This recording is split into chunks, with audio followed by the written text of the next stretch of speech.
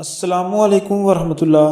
G are homeopathy میں خوش آمدید۔ ہم اس ویڈیو میں ہومیوپیتھی میڈیسن ابسنتھم کے بارے میں جانتے ہیں۔ ابسنتھم کا سب سے نمایاں اثر دماغ پر ہوتا ہے اور یہ مرگی کے مرض میں بہت کارآمد ثابت ہوئی ہے۔ اگر مرگی میں کیوپرم کی طرح جسم نیلا ہو جاتا ہو اور ہاتھ پاؤں مڑنے لگیں تو ان علامات میں کیوپرم کے علاوہ ابسنتھم بھی دوا ہو سکتی ہے۔ مرگی کے حملہ سے قبل مریض اعصابی بے چینی محسوس کرتا ہے، اچانک متلی ہوتی ہے، وہمی نظارے اور خیالی چیزیں نظر آنے لگتی ہیں، جسم کانپتا ہے اور زبان دانتوں میں آ جاتی ہے، منہ سے جھاگ نکلتی ہے اور مریض بے ہوش ہو جاتا ہے۔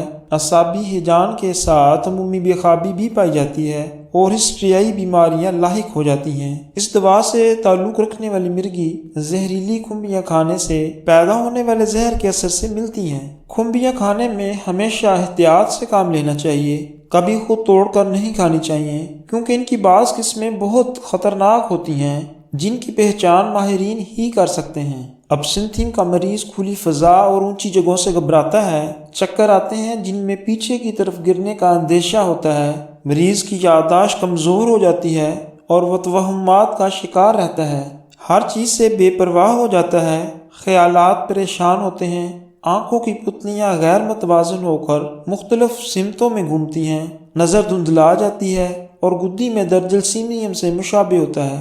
ابسنتھم میں معدے کی علامتیں بھی نمایاں ہیں، بھوک نہیں لگتی اور غذا ہضم نہیں ہوتی، ڈکار، متلی، قے، معدے میں اپھارا اور ہوا کا سخت زور۔ ایسے مریض کو عموماً قبض رہتی ہے، پیشاب بہت آتا ہے جن کا رنگ گہرا اور بو سخت ہوتی ہے، بعض دفعہ مریض کی زبان موٹی ہو کر باہر نکل آتی ہے اور کانپتی ہے، بولنے میں دقت ہوتی ہے اور فالجی اثرات نمایاں ہوتے ہیں۔ عورتوں میں سن یا سے قبل ہی حیض بند ہو جائے اور ابسنتھم کی دیگر بنیادی علامتیں موجود ہوں تو ابسنتھم حیض کو دوبارہ جاری کر دیتی ہے۔